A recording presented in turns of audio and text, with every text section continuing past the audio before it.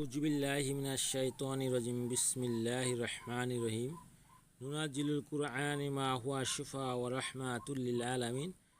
সকল প্রশংসা সে রব্বুল আলামিনের, যে রব্বুল আলামিন আমাকে এবং সকল মানুষকে এবং সকল মাখলুকাতকে সৃষ্টি করেছে।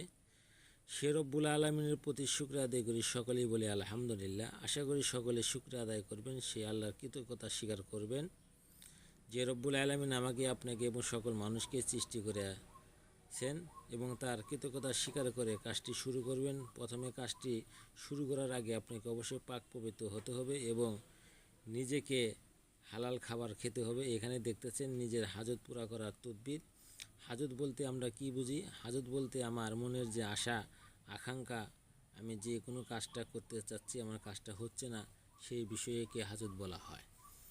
এটা দিয়ে আপনি আপনার প্রেমিক প্রেমিকা এবং যে কোনো মানুষকে বাধ্যগত এবং আপনার মনের আশা পুরা করার জন্য আপনি কাজটি করতে পারেন। আশা করি আমার কথাগুলো সকলে মনোযোগ সহকারে বুঝছেন এবং বোঝার চেষ্টা করবেন। এই কাজটি খুবই সুন্দরভাবে করার চেষ্টা করবেন। আমি সরাসরি আপনাদের বই থেকে দিচ্ছি, যাতে আপনাদের কাজ করতে কোনো অসুবিধা না হয়। আশা করি আপনারা মনোযোগ সহকারে কাজটি করবেন। যারা চ্যানেলটিকে সাবস্ক্রাইব করেন না, সাবস্ক্রাইব করবেন এবং চ্যানেলে নতুন নতুন ভিডিও পেতে চাইলে চ্যানেলের সাথেই থাকেন এবং কাজগুলো খুবই মনোযোগ সহকারে করবেন, যাতে কাজে কোনো ভুল না হয়। আশা করি আমার কথাগুলা বুঝেছেন। আসেন এখন সরাসরি আমরা বইয়ে চলে যাব যে কিভাবে কাজটি করলে কাজ হয়।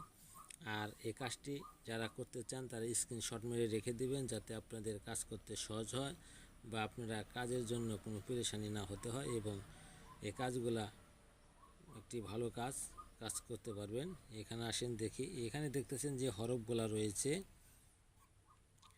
এখানে দেখেন, কেউ যদি নিজের হাজত পুরা করতে চায় যে নিম্ন শব্দগুলি হরফ জাফরান মাসুক হিজরা হিজায়াতুন আরও দেয়াতুন লিখে পিতলের তামিয়া টেনে ভরিয়া নিজের শরীরে ব্যবহার করিবে এবং পবিত্রতা থাকিতে হইবে। যখন আপনি এই কাজটি করবেন তখন অবশ্যই আপনাকে পাক পবিত্র হতে হবে এবং আপনাকে সবসময় পাক পবিত্র হতে হবে। শব্দগুলি এই আল জিনস ফি ওয়াহ নাদা মিনাল ওয়াহদাত ওয়ালা বাদ মিন সালহাল কামরা। এটা যে শব্দগুলো দেখছেন এইখানে যেভাবে দেওয়া আছে ঠিক এইভাবে লিখে আপনি একটি বুঝপত্র নেবেন। বুঝপত্রের মধ্যে লিখে সুন্দর করে এই শব্দগুলি আপনি 3 বার করে করে ফু দেবেন। ফু দেওয়ার পরে তারপরে কিন্তু আপনাকে কাজ করতে হবে। অনেক কাজ রয়েছে বইয়ে, অনেকভাবেই সংক্ষিপ্তভাবে বা অনেক জিনিস রয়েছে বইয়ের মধ্যে দেওয়া নাই। কাজটি কীভাবে করতে হবে, যারা কবিরাজি কাজ করে বা গুরুবিদ্যা শিখছে জানে, তাদের কাছ থেকে এই জিনিসগুলা জেনে নেবেন। জেনে নিলে তাহলে আপনি সঠিকভাবে কাজ করলে আপনি সঠিক রেজাল্ট পাবেন। দেখেন এইখানে কিন্তু আপনাকে ব্যবহার করতে বলছে, কিভাবে ব্যবহার করতে বলছে সেই বিষয়ে কিন্তু আর আপনাকে এখানে দেওয়া নাই। তাহলে এই শব্দগুলো আপনি পড়লেন, পড়ে কি করবেন সেই বিষয়ে আপনাকে জানতে হবে। এই শব্দগুলো আপনি পড়ে কি করবেন? এই শব্দগুলো পড়ে ওই যে লেখাগুলো লিখলেন ওই লেখার উপরে ফু দেবেন। ফু দিয়ে যখন আপনার শেষ হয়ে যাবে, এটা 3 বার পরে আপনাকে ফু দিতে হবে।